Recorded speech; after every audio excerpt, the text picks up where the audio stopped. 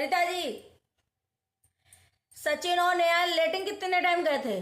पोटी करने कितने टाइम गए थे? आपने एक एक बात बता दी। गीता में हाथ रख के कसम खाती हूँ कि मैं जो कहूंगी एक एक परसेंट की बात सही कहूंगी।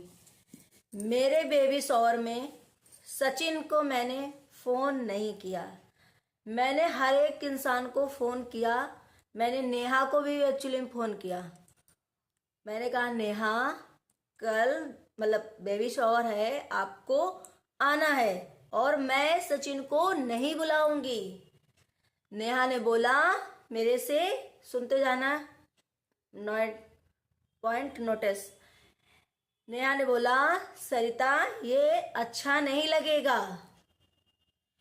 सचिन को बुला ले, नहीं बहुत सारे क्रिएटर बातें बनाएंगे। मैंने कहा चल ठीक।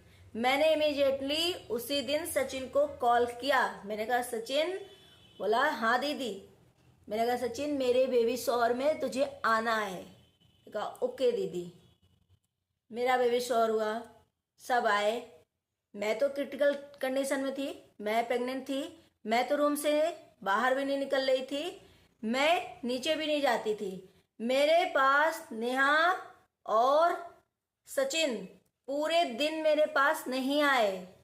हाँ सॉरी, जेठू जी पहले उनको स्टेशन लेने गए थे क्योंकि मैं तो जा नहीं सकती। तो 100 जी आपने सब बताया, ये नहीं बताया कि वो लोग कितने बैग लेकर के आए थे और क्या कपड़े पहने थे। आपने तो ये बताया ही नहीं कि जेठू जी लेने गए थे तो कौन से कपड़े पहने थे, किस कलर के पहने थे और कितने बैग लेकर के आए थे। 100% जेठू जी, 1000% जेठू जी अपना दे रहे थे।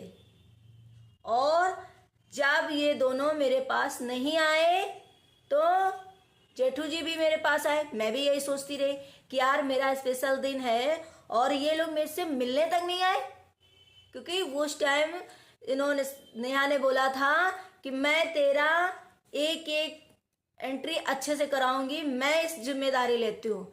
मैंने जेठू जी को बोला, जेठू जी ने भी पूछा और जेठू जी ने बोला फोन करके नेहा को, नेहा ऊपर आ। नेहा बोली ठीक है। नेहा आ गई। नेहा से, सरिता जी, सचिन और नेहा लेटिंग कितने टाइम गए थे? पोटी करने कितने टाइम गए थे? आपने एक एक बात बता दी। ये बताइए वो पोटी कितने बार गए थे?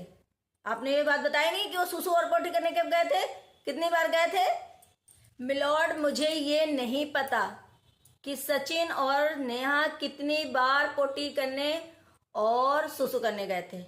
मैं रूम में थी, मेरा 7वां महीना चल रहा था और मुझे रूम से फैमिली वाले निकलने नहीं दे रहे थे। सर मुझे ये नहीं पता, जेठू जी ने देखा होगा। मैं जेठू जी से पूछकर इसका वीडियो पक्का बनाऊंगी, अरे सॉरी ये पक्का बनाऊंगी वीडियो और बताऊंगी। ओके चलिए, तो मेरी बात यहाँ पर खत्म होती है आज। तो गाइस आप लोगों ने बोला था कि ये जो रोस्ट है सरिता जी पे करना, लेकिन मैंने थोड़ा मीठा मीठा किया है क्योंकि हमारी सरिता जी बहुत स्वीट हैं, जेठू भैया भी बहुत अच्छे हैं। और प्लीज़ जेठू भैया, सरिता जी मुझे माफ़ करना, अगर आपको बुरा लगे तो सॉरी, उसके लिए दिल से प्लीज़ माफ़ कर देना। और चलिए आगे का वीडियो बनाते हैं। तो हेलो फ्रेंड, मैं हूं वंदना, वेलकम करती हूँ अपने यूट्यूब चैनल रिएक्शन रोज वंदना में। कैसे हैं आप लोग? आए हो सभी लोग अच्छे होंगे। तो गाइस कल जो सरिता जी ने वीडियो बनाया था, आप लोग बोल रहे थे ये कि मैं बोर हो गया, मतलब वो पूरी एक एक बात बता रहे थे, तो उसके ऊपर तो मैंने रोस्ट कर दिया है। बट अब जो पॉइंट पे आते हैं, जो उन्होंने एक एक बात क्लियर करी। जी हाँ, बात ये क्लियर करी उन्होंने कि भाई बेबी शॉवर में मैंने बुलाया था, लेकिन वहां पर तो षड्यंत्र हो गया। षड्यंत्र किसके द्वारा हुआ कि पहले जिस इंसान को, जगत दीदी को बोला गया सरिता जी ने कि भाई मैं नहीं बुलाऊंगी, तो उनको एक्चुअली में उनके बिना जाना नहीं था सरिता जी के घर में। तो उन्होंने कहा नहीं सचिन को बुलाओ, सचिन को बुलाया गया। लेकिन सचिन से कहा गया, जगत दीदी ने सचिन से कहा मनीषा को नहीं ले जाना, क्योंकि उनको पता था कि अगर मनीषा जाएगी तो मेरी जो आगे की फ्रंट सीट है वो फुल हो जाएगी। तो ऐसे हम जाएंगे और एंजॉय करते जाएंगे, और शायद ये दोनों का प्लान था। इस वजह से मनीषा को जो है मना किया गया था कि नहीं, मनीषा को नहीं ले जाना। और मनीषा के क्या कह दिया गया कि तुम्हें सरिता जी ने नहीं बुलाया और वहां सरिता जी को ये पता नहीं था। उन्होंने पूछा तो बोल दिया गया कि मनीषा वहां से मना कर रही थी, मनीषा नहीं आई। देखो कैसे गेम खेला गया, ये गेम इसीलिए खेला गया। और जो सरिता जी ने एक चीज पॉइंट बोली कि भाई जब इतना मैं कुछ कह रही थी, समझा रही थी जगत दीदी को, तो उन्होंने क्यों नहीं ये समझा? अगर वो सही थी, अगर वो अच्छी थी, तो उन्होंने क्यों नहीं समझा और अपने बैक कदम क्यों नहीं लिए, अपने पीछे जो है कदम क्यों नहीं लिए? हर जगह मनीषा को ठगा गया, हर मनीषा से झूठ बोला गया, मनीषा को हर जगह से मतलब बाइकआउट करने की कोशिश की गई कि भाई इसको किसी तरीके कर दो, क्योंकि सब जानते थे, दोनों होशियार थे, माइंडेड डिस्टर्ब, अरे सॉरी, माइंड के इतने ज्यादा चालाक सचिन भाई भी हैं और जगत दीदी तो आप लोग देख ही रहे हो कितनी चतुर चालाक है, कि वो बस यही कहती थी कि ये तो बच्ची है, इसको तो किसी तरीके समझा दो, ना समझे अगर किसी दिन जिद करे तो तुम्हारे पति के जैसे मेरे लाखों की लाइन लगी है, 36 आते हैं, 36 आते हैं, तो फिर वो वहां रुक जाएगी, क्योंकि उसे सच्चाई तो पता नहीं है। उन्हें ये पता ही नहीं था कि भाई जिस इंसान को हम दिल से लगा रहे, जान जान बोल रहे हैं, वही इंसान कल को हमारी पोल पट्टी खोलेगा और हमारी सारी बातें खुल जाएंगी। इस वजह से हमेशा मनीषा को हटाया गया रास्ते से, और मनीषा से झूठ पे झूठ, झूठ पे झूठ। आज जो सारे लोग, बहुत सारे लोग ऐसा कहते हैं ना कि क्यों, ये अप्सरा मॉम ने भी बोला कि आप एक एक थापड़ लगाती, सरिता जी को बोला गया, और बहुत सारे बोल रहे हैं कि सारे क्रिएटर मिलकर ये चीजों कर, भैया नहीं खुलता, सबको ये जिल्लत झेलना पड़ता कि भाई इन्होंने हमारे रिश्तों को कलंकित कर दिया, ये लोग बेफालतू के हमारे इल्जाम लगा रहे हैं। अगर कोई भी, ये 100% सही था, अगर कोई भी ये बात आवाज उठाता तो उसके पर यही लगाए जाते इल्जाम कि ये हमारे रिश्तों को कलंकित कर रहे हैं, हमें बदनाम कर रहे हैं, और ऐसा कुछ भी नहीं है। अगर ये दोनों में से या तो जगत दीदी ये खुलती मैटर, या तो ये खुलते, तो कहीं ना कहीं ये बहुत अच्छा हुआ कि किसी के ऊपर कोई ब्लेम नहीं आया और हर कोई सही था, वो भी प्रूफ हो गई चीजें, और इनकी जो कहानी के बीच चल रही थी वो भी हो गई प्रूफ। इसीलिए कहते हैं कि हम जानते हुए सामने वाले को नहीं बोल सकते, क्योंकि हम दोषी ठहरा दिए जाएंगे, सामने वाला हमें वो कह देगा कि भाई ये हमसे जलते हैं, इन्होंने हमें झूठ बोला है, हमारी बदनामी करी है, इसलिए कोई आगे बढ़ के नहीं आता है।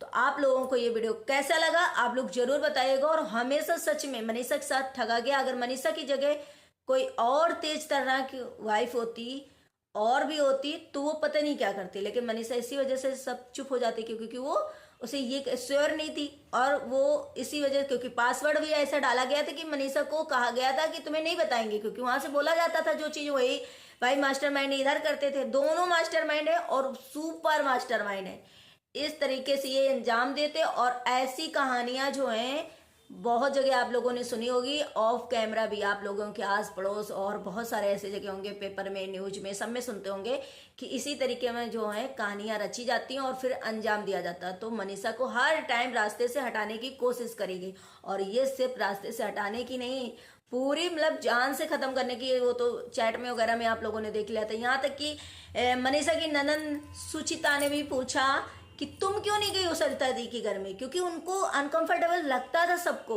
कि वो औरत गई है, वो गई है और ये गया है, तो तुम क्यों नहीं गई हो।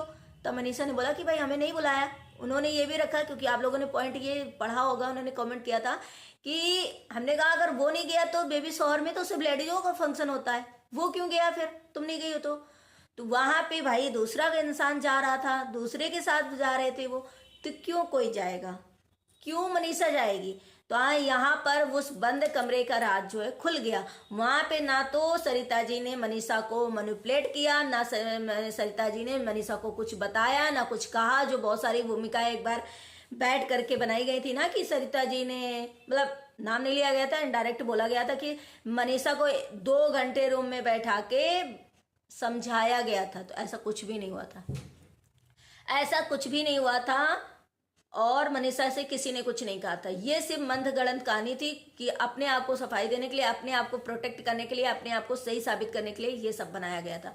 तो कुछ भी ऐसी चीजें नहीं हुई थी। आप ये सारी बातें क्लियर हो गई, और उस रूम की भी कहानी खुल गई कि भाई उस रूम में मनीषा नहीं थी, उस रूम में तो जगत दीदी और सचिन भाई थे। तो ये भी खुल गई, क्योंकि भाई उनको पूरा टाइम उन्हीं के साथ रहना था, तो मनीषा को तो दूर करना था। आई होप आप लोगों की ये वीडियो अच्छा लगा, और अगर अच्छा लगा है तो प्लीज़ लाइक एंड सब्सक्राइब जरूर करिएगा, शेयर करिएगा और बताइएगा आपकी बार रोस्ट किसके पर आए। और सरता जी प्लीज़ मुझे माफ़ कर दीजिएगा अगर आपको बुरा लगा हो तो। चलो मिलते हैं अपने नेक्स्ट व्लॉग में। Bye bye, take care, thank you so much.